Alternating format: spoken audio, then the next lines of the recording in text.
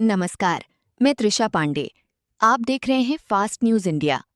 UP के जनपद प्रतापगढ़ गांव भांटपट्टी में पुष्पा देवी शिक्षण संस्थान के प्रांगण में राष्ट्रीय गान इनकलाब जिंदाबाद जैसे देशभक्ति के नारों से गूंजा। विद्यालय परिसर बच्चों ने भी अपनी कला का प्रदर्शन किया।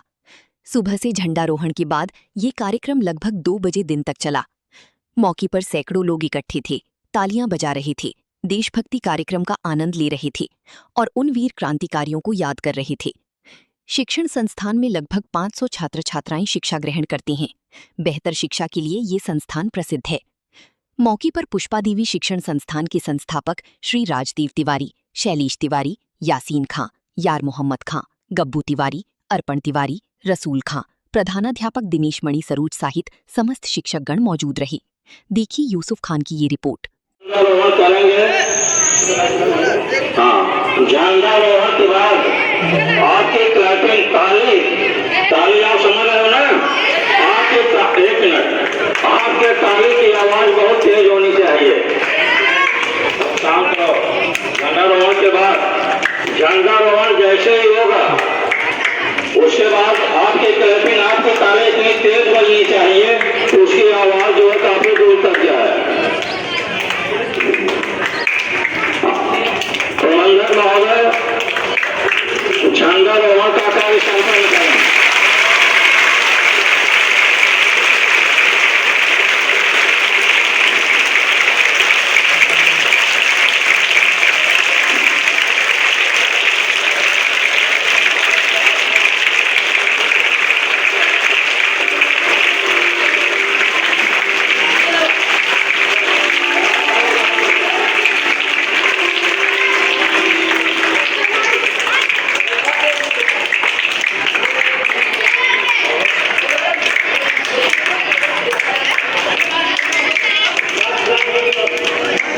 इसके विषय में आप लोग इतिहास में करते हैं, हमें अध्यापकों ने भी बताया। आज भी बात आप लोगों को बताना चाहता हूँ, जैसे हर देश का एक प्रतीक होता है, हर देश का एक प्रतीक होता है जो उसको चिन्ह माना जाता है। जैसे हमारे खिलाड़ी बाहर जाते हैं, आगे आगे राष्ट्रीय ध्वज फहराता हुआ चलता है। हर कार्यक्रम में, चाहे स्वदेश में हो चाहे विदेश में हो, इस राष्ट्रीय ध्वज के आधार पर ही हम पहचाने जाते हैं कि हम भारतवासी हैं। तो राष्ट्रीय प्रतीक जैसे बांग्लादेश है, पाकिस्तान है, चीन है, अफगानिस्तान है, भारत है, सबके प्रतीक अलग अलग हैं। हमारा प्रतीक चिन्ह कहते हैं, जैसे पक्षियों में मोर है, पशुओं में बाघ है, फूलों में कमल है।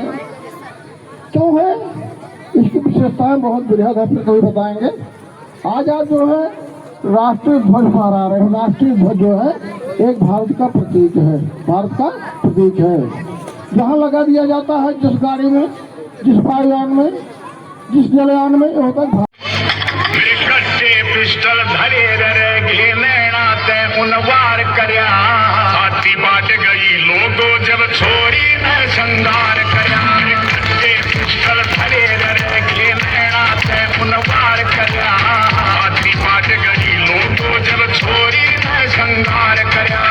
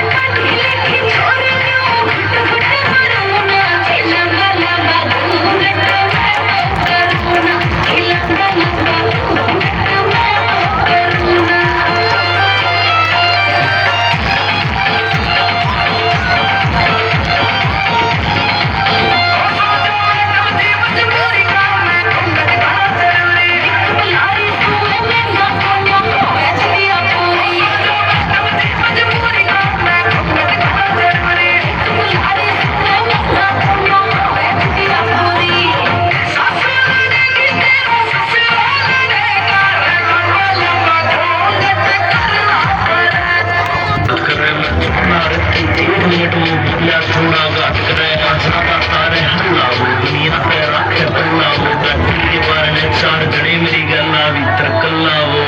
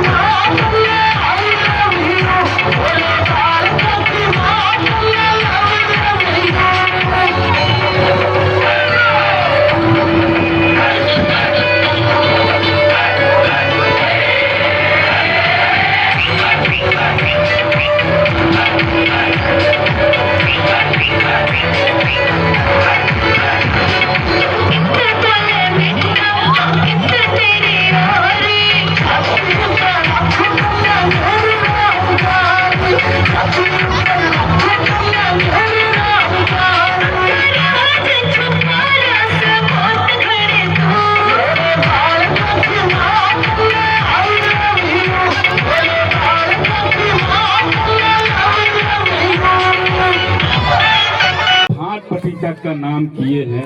अगर कोई पूछता है पुष्पा देवी विद्यालय कहाँ है तो पता चलता है भांटपट्टी में है।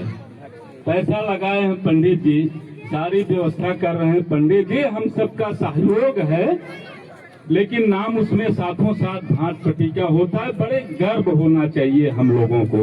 आपको बार बार मैं प्रणाम करता हूँ और हमारे शिक्षक गण महोदय आप सभी का हार्दिक अभिनंदन है, वंदन है। और ये हमारे जो नन्हे मुन्ने बच्चे सामने बैठे हुए हैं अपनी कला का प्रदर्शन किए, मैं उनको जो है बहुत बहुत दुआओं से नवाजता हूँ। ये आगे जाके अशफाकुल्ला खां बने, चंद्रशेखर आजाद बने, भगत सिंह बने। अपने लिए एक बार ताली बजा लीजिए। आगे नहीं जाना है, बहुत आगे जाना, अच्छे से पढ़ाई कीजिए। आज बच्चों को बताना चाहिए क्रांतिकारियों के बारे में। अगर आज इतनी खुशी की बात है, लेकिन इसके एक दिन पहले इतनी गम की बात थी। 1857 से हमारे क्रांतिकारी भारत को आजाद कराने में अपने खून पसीने, अपने लहू गिरा दिए। आपको बताओ एक बात साफ है, अंतिम मुगल शासक जफर साहब ने अंग्रेजों का विरोध किया, हिंदुस्तानियों का साथ दिया। जफर साहब को कैद कर लिया गया। उस समय उनके दो जवान बेटों को कैद करके तोपों के सामने गोले दागकर उनकी हत्या कर दी गई। और कहा गया, उस समय अंग्रेज चिढ़ाता था, अंग्रेज कह रहा है जफर खैर मांगो अपनी जान की, है जफर हिंदुस्तान की शमशीर ठंडी हो रही है। जफर ने उस बादशाह के आंखों में आंखें डाल के कह रहे हैं, उस बूढ़े बादशाह की आवाज तो देखिए, अपने लड़कों का परवाह न करते हुए उसने कहा, जब तक गाजियों में बू रहेगी ईमान की, जब तक गाजियों में बू रहेगी ईमान की, तब तक लंदन तक चलेगी तेग हिंदुस्तान की। ऐसे हमारे नौजवान थे। उस समय उस बादशाह को हिंदुस्तान से गिरफ्तार करके विदेश लेके चला जाया गया, जहां पे काला पानी दिया गया और कुछ दिन बाद उस बादशाह की हत्या कर दी गई, फांसी पर लटका दिया गया। बस तो याद करने की बात है, एक एक बच्चे को आजाद जैसा बनना चाहिए, चंद्रशेखर जैसा बनना चाहिए। हमारे तमाम क्रांतिकारी हैं, कुछ क्रांतिकारियों का इतिहास में नाम ही नहीं है। जो हमारे ऐतिहासिक लोग नाम पाए, उतने जितने अगुआ लोग थे उनका नाम है। जैसे चंद्रशेखर आजाद हुए, आजाद जी एक कटोरी कांड हुआ था जिसमें 10 लोग थे। 10 लोग थे। सहारनपुरा से लखनऊ के बीच में एक ककोरी गांव पड़ता है। वहां पे लड़ते लड़ते लोगों के पास कुछ था नहीं, हमारे क्रांतिकारियों के पास। उन लोगों ने ट्रेन को रोका। हमारे हिंदुस्तान के जो पैसेंजर उसमें बैठे थे वो घबरा गए। क्रांतिकारियों ने कहा आप लोग शांत रहिए, घबराइए मत, किसी भी हिंदुस्तानी को कुछ नहीं कहा जाएगा। हम लोग अंग्रेजों के खजाने को लूटने आए हैं और इसी से हम गोली बारूद लेके अंग्रेजों को भगाने का कार्य करेंगे। इसमें जो है कई लोग गिरफ्तार किए गए, कई लोगों को फांसी हुई, अलग अलग जेल में डाले गए, लेकिन चंद्रशेखर आजाद अंग्रेजों के हाथ नहीं आए।